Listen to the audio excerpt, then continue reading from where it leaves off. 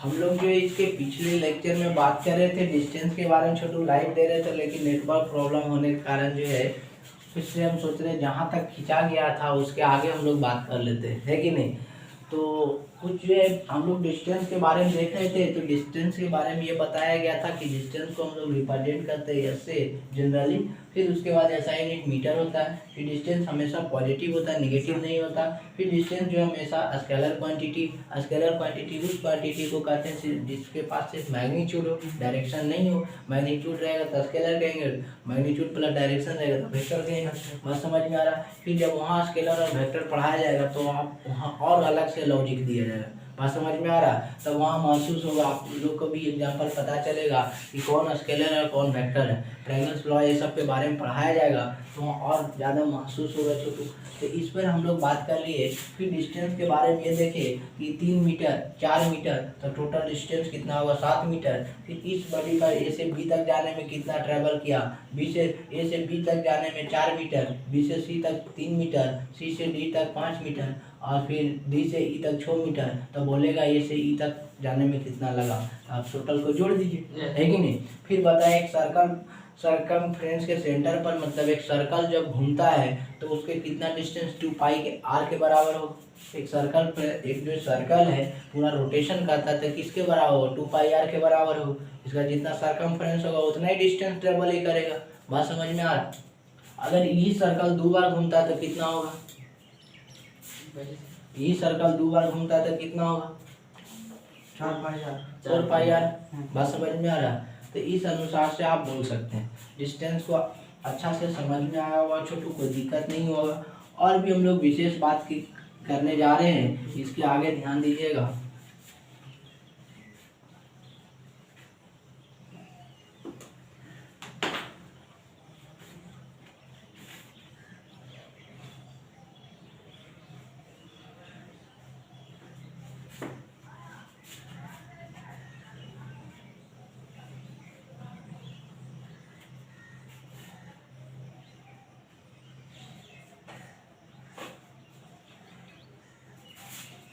अब हम लोग जैसे इसी में बात कर रहे हैं डिस्टेंस के बारे में, तो आप देख सकते हैं और इसके आगे चौथा या 5वां पॉइंट लिखेंगे। अगर बॉडी इस तरह से अगर मूव करना शुरू कर जाए, स्लाइड देखे हैं, स्लाइड जो है सीढ़ी देखेंगे, सीढ़ी इस प्रकार के होता है ना, फिगर बनाते हैं, देखिए सीढ़ी बना है।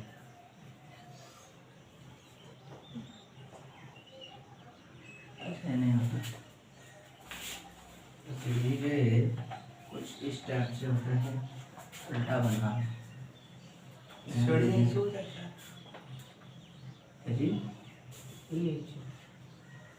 इधर से बनाना है, देखिए इस तरह से ऐसे जा रहा है। 7 आता है ना, 7 लिखने के लिए 7 इस तरह से दीजिएगा। फिर उसके बाद इस तरह से, फिर उसके बाद इस तरह से। अब तो बन जाएगा नहीं, इस तरह से। ठीक, क्लियर है कि नहीं, समझ में आया होगा छोटू। तो यहाँ से आप देखिएगा इस तरह से फिगर कॉपी बनाएगा, ऐसे फिर ऐसे फिर ऐसे फिर ऐसे फिर ऐसे फिर ऐसे फिर ऐसे फिर ऐसे फिर ऐसे। बात समझ में आ रहा है। आप किस तरह से भी बना सकते हैं। तो उस तरह से मान लीजिए सीढ़ी बना देते हैं और यहाँ से स्टार्ट करते हैं। यहाँ से मान लीजिए इनिशियल था, यहाँ आपका क्या हो गया, फाइनल हो गया। तो पूछेगा डिस्टेंस कितना होगा अगर यहाँ से यहाँ तक ये सभी पॉइंट है कि नहीं, क्लियर है कि नहीं। यहाँ से ए है, ये बी है, ये सी। फिर यहाँ से ले लेते हैं ए है, बी है और एक और लेना पड़ेगा ना, कि मान लिया थोड़ा सा नीचे जा रहा है, ठीक, या तो इसको और थोड़ा सा डिस्टेंस से घटा दीजिए और समझ में आ जाए। ऐसे जा रहा है, ठीक, ए बी सी ले लेते हैं। तो इस तरह से आपका जा रहा है।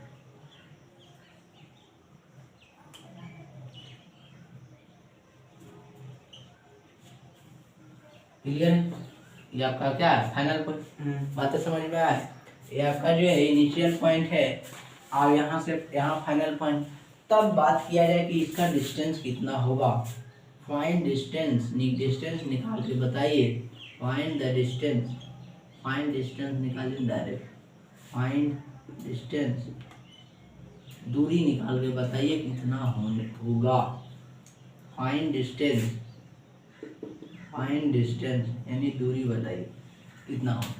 2a 2b 2c 2a + 2b + 2c। अब बाकी आप लोग तो बाकी लोग के कुछ हैवे नहीं करता, आप लोग बैठल रहते थे। फाइंड डिस्टेंस का मतलब है कि जो है हम लोग जोड़ेंगे बराबर जो है a + a सब एक जोड़िए, a + b + c + a + b + c। तो a + a का a 2a, b + b 2b, c + c 2c। अब यहाँ दो कॉमन भी ले सकते हैं, a + b + c, यही आपका जो है डिस्टेंस होगा। बात समझ में आया? ये आपका क्या होगा? डिस्टेंस होगा। बात समझ में आया? फिर बैठल रहने तो काम तो चलेगा नहीं। आप लोग को देख रहे हैं, पता कोई एनर्जी नहीं, या तो हम ही एनर्जेटिक से नहीं पढ़ा पा रहे हैं, या तो आप लोग पढ़ना नहीं चाह रहे हैं। एकदम आराम से बैठल रहने से कुछ फायदा है कुछ नहीं। हाथ में कहना नहीं, मुँह कहना, आपसे अपने अपने बोलो अपने सुनो, कोई फायदा भी नहीं। कम से कम बोले हाँ या नहीं, समझ में नहीं आता कम से कम रिप्लाई दीजिएगा तो ना पता चलेगा कि पढ़ा रहे तो क्या है नहीं है, समझ में बच्चा को आ रहा है कि नहीं। कुछ बोलबे नहीं करते तो कैसे पता चले? फिर वही बात हो जाएगा कि जो हमको आएगा वही बताएंगे। आप सवाले नहीं पूछिएगा तो हम कुछ ही करेंगे, जो आएगा वही ना बता के निकल जाएंगे। जितना मन में मेरा घूमेगा सवाल तो उतना ही निकलेंगे करके। लेकिन आप लोग पूछिएगा तब ना उस पर विश्लेषण किया जाए छोटू। तो आप लोग घर से पढ़िए कि नहीं आते हैं, पढ़िएगा तभी ना क्वेश्चन में पूछिएगा। लिखा देते हैं वही आप लोग खाली बस उसी को पढ़ते हैं, और उससे ज़्यादा कुछ है नहीं, उतना को ध्यान में नहीं रख पाते। तो ये आपका डिस्टेंस पर कहानी चला।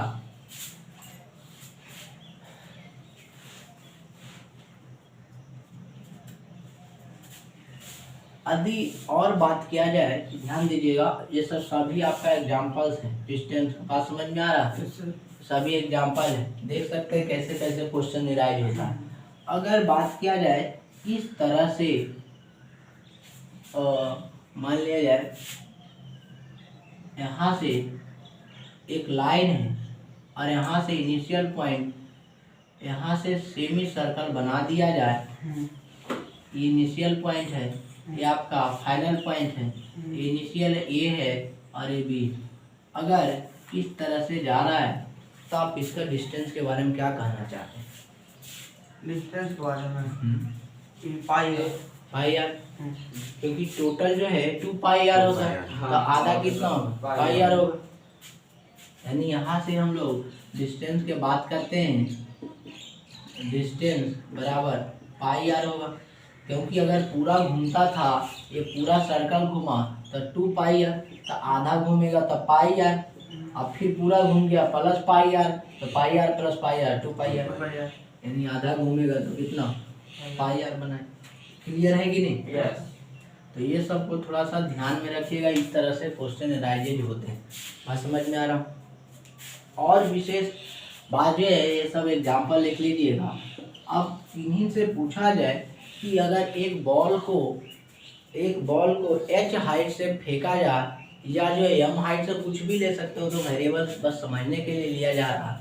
अगर पूछा जाए कि कोई बॉडी को या कोई बॉल की बात कर रहे हैं, तो कोई बॉल को h हाइट से फेंका जा रहा है, यानी यहाँ से आपका इस तरह से आपका बॉल, ठीक, यहाँ बॉल है, ये बॉल है, यहाँ से आपका यहाँ बॉल है, ठीक। अब बी पॉइंट और ई पॉइंट, अब यहाँ से आपका बॉल है, इस हाइट से h हाइट से फेंका जा रहा है, h हाइट से कितना फेंका जा रहा है, तो आप बताइए h हाइट से यहाँ तक का हाइट जो है आपका h है, यहाँ से जहाँ तक बॉल राइज किया, यानी जहाँ तक ऊपर गया होगा।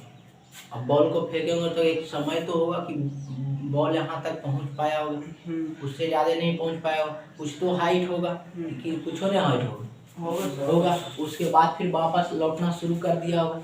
बात समझ में आ रहा? तो अगर कोई बॉल को इस मार्कर को ही अगर इतना फेंकते इस तरह से, तो यहाँ पर मान लिया गया, फिर यहाँ से वापस आया हुआ। बात समझ में आ रहा है? तो आप जानते हैं कि जब फेंकते हैं तो उस समय का स्पीड क्या होता है?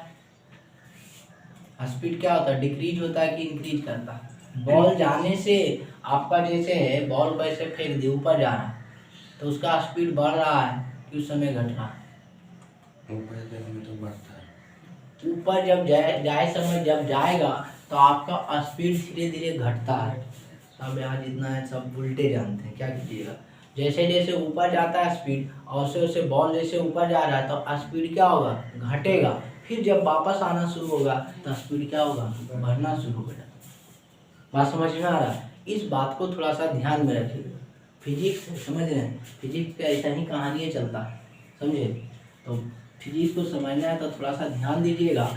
तो ये बात सभी को एहसास हुआ होगा छोटू, कि अगर एच हाइट से फेंका जाए तो इसमें डिस्टेंस के बारे में पूछा जाए, डिस्टेंस इसका कितना होगा तो बता सकते हैं?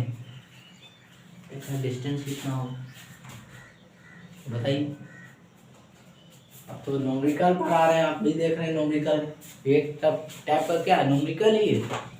फिजिक्स ऐसा ही नहीं है। फिजिक्स में कुछ एग्जाम्पल हम लेके समझाएंगे और उसको आपको न्यूमेरिकल के रूप में बनाना ही बनाना है, सटीक होना चाहिए। अभी नहीं कि कुछ गाय भैंस लेकर तुरंत में समझा देंगे, है कि नहीं? जो एग्जाम्पल सटीक रहेगा उसी के अनुसार नहीं चलेंगे। अगर इसका हाइट डिस्टेंस देखा जाए तो कितना? बहुत आसान सवाल है, कितना होगा? नहीं पता। जैसे आप जानिए इसका डिस्टेंस जो होगा 2h के बराबर होगा। बात समझ में आ रहा है? इसका डिस्टेंस जो होगा 2h के बराबर। हम क्या बोले कि कोई बॉल को h हाइट से फेंका जा रहा है, कोई बॉल को h हाइट से फेंक रहे हैं, तो इतना हाइट पर आ गया, ठीक। अब इसके पास मान लिया जाए यहाँ पर ये एक मतलब इनिशियल फाइनल पॉइंट है, यहाँ तक ऐसे फेंक यहाँ तक आया, मान लिया इसके आगे नहीं बढ़ा, बॉल इसके आगे नहीं गया, फिर यहाँ से वापस चले गए, तो एक बार जाने में समय, एक बार वापस आने में समय। तो जाने में समय का कितना दूरी कह रहा है? h दूरी। अब आने में भी समय के कितना? h दूरी। तो h प्लस h का है 2h डिस्टेंस। बात समझ में आ रहा है? अब मान लिया जाए कोई कहेगा कि इस तरह से बॉल जा रहा है, फिर वापस आया, फिर गया, फिर वापस आया, फिर गया, तो आप नहीं निकाल सकते? अपन आसानी से निकाल सकते हैं। मतलब कहने का मतलब है मेरा कि अगर कोई बॉल को फेंका जा रहा है इस तरह से, ध्यान दीजिएगा, जैसे यहाँ से फेंका जा रहा है, ठीक, अब फेंका जा रहा है, फिर उसके बाद फिर यहाँ आया, ठीक, फिर यहाँ आया, फिर यहाँ आया, फिर यहाँ आया, फिर ऐसे गया। ये आपका जो है फाइनल पॉइंट है, फाइनल पॉइंट। अब जो है इस तरह से इसका इनिशियल पॉइंट, जैसे गया ऐसे आया, ऐसे गया ऐसे आया। बात समझ में आ रहा? नीचे आया, फिर ऊपर गया, फिर नीचे आया, फिर ऊपर गया। बात समझ में आ रहा? तो फिर नीचे भी आएगा? किसके नीचे? मतलब ऊपर गया बॉल तो फिर नीचे आएगा। तो वही तो बोल रहा है, रोज ऐसे लास्ट में तो ऊपर ही छूट गया। हाँ तो मान ले यहीं तक गया, समझाना चाह रहे हैं ना हम, तो बता रहे हैं कि मतलब उस तरीके से कहीं समझा रहे हैं। अब तो हम, मेरा मन होगा तो हजारों को दे सकते हैं, इन्फिनाइट भी दे सकते हैं ना, उसमें दिक्कत। एक समझा रहे, इसके नीचे भी आ सकती है, इसके नीचे अब मेरे पास जगह है ना, बचा करने पाए, है कि नहीं? एक मतलब मोटा मोटी कहने का मतलब है। तो अब यहाँ से h है, यहाँ से भी h है, क्योंकि इधर गया फिर वापस आएगा। अब कुछ होने देते तो कितना हो जाता है, एक लाइन फेंक दे देते तो 2h हो जाता। तो h गया, फिर इस पर आया, फिर ऐसे आया, तो आप बोलिए कितना होगा? 7h आ रहा था, 7h लिखिएगा, 7h के बराबर है। बस समझ में आ रहा है? आप जोड़ सकते हैं 1 2 3 4 5 6 7। अब ई भी आता, ई वाला लाइन में ऐसे ऐसे तो आइए करेगा यहाँ, तो अब कितना होगा? 8h के बराबर। ई वाला भी लाइन दे दी है। बस समझ में आ रहा? आशा करते समझ में आ रहा होगा। क्लियर है कि नहीं? तो इस तरह से हम लोग न्यूमेरिकल पे बात करते हैं छोटू। तो आप ध्यान दीजिएगा, कोई भी बॉल को अगर फेंकते हैं तो जैसे जैसे ऊपर जाता है उसका मान जो है घटते जाता, जैसे जैसे नीचे आता है उसका मान क्या होता है? बढ़ना शुरू हो जाता। जैसे आप स्लाइडिंग देखे होंगे, झूला पर चढ़े होंगे, बात समझ में आ रहा? या तो आप स्लाइडिंग जो है बच्चा वाला जो सीढ़ी रहता है ससरने वाला, सरकारी स्कूलों में तो नहीं ससरे वाला रहता, तभी अपन पहले ससरे वाला बना देता है कि नहीं होता तो एकदम स्लीपर चप्पल पहनेगा उस तरह से, कहीं मट्टी उटी रहना चाहिए और दूरिये से दौड़ा लाएगा सलाख देना मारे, देखते हैं ना।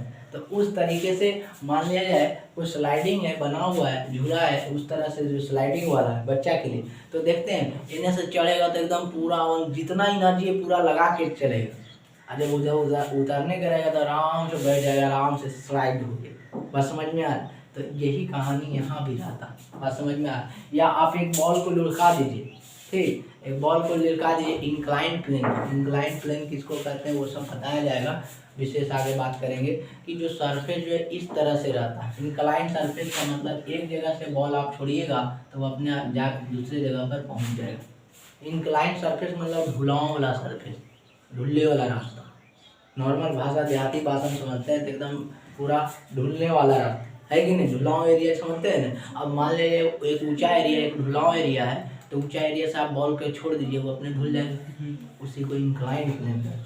बात समझ में आ रहा है? तो वो सब भी बताया जाएगा। तो ये कहानी सिर्फ किस पर रहा, डिस्टेंस पर इतना बात बताएं। फिर अब उसके आगे हम लोग देखते हैं छोटू, इसका डायमेंशन देख लेते हैं। Dimension of distance, dimension of distance, distance का डायमेंशन कितना होगा, एम होता है, इसका जो डायमेंशन मास का एम होता है, और डिस्टेंस एक प्रकार का क्या है, लंबाई, लेंथ, और लेंथ का डायमेंशन एल होता है। ये सब थोड़ा सा ध्यान दीजिए, क्लियर है कि नहीं? आशा करते हैं यहाँ तक सभी को समझ में आया होगा। तो आज के क्लास में हम लोग यहीं तक रहने देते, डिस्टेंस तक बात कर लिए हैं, और भी जो भी आपका चैप्टर है मानिए कि पूरा चैप्टर ही चल रहा, बात समझ में आ रहा है? आप तो देख रहे होंगे चैप्टर ही पूरा चल रहा, ऐसा ही सब टॉपिक पर बात करेंगे और उस समय थोड़ा सा खा एक्सप्लेनेशन देके आपको चैप्टर में कवर, मतलब चैप्टर बहुत स्पीडली चलेगा क्योंकि समझा हुआ रहेगा। कई बार एक लॉजिकली डिफरेंशन तो भी यहाँ दिखा रहे हैं, सभी चीज़ का डिफरेंशन दिखाया जाएगा, फिर उसके बाद फिर हम लोग आगे बढ़े, सब डायमेंशन वगैरह देख लिए, क्लियर है कि नहीं? स्केलर क्यों है, अब वहाँ से बताएंगे स्केलर क्यों है, उसका रीजन थोड़ा सा एक्सप्लेनेशन ज़्यादा विस्तार रूप में किया जाएगा तो महसूस होगा। तो ये डिस्टेंस की बात कर लिया, और पिछले वीडियो में भी थोड़ा सा आगे जो है ऑनलाइन अभी लाइव दे रहे थे, उसके पिछले में भी आप देख सकते हैं यही सब बात कर रहे थे छोटू। तो आज जो आज के क्लास में हम लोग का डिस्टेंस का कहानी समाप्त हुआ, अगले क्लास में हम लोग के लेके आएंगे डिस्प्लेसमेंट के बारे में, ठीक है? तो आज के लिए इतना ही रहने देते हैं। Thank you for all of you.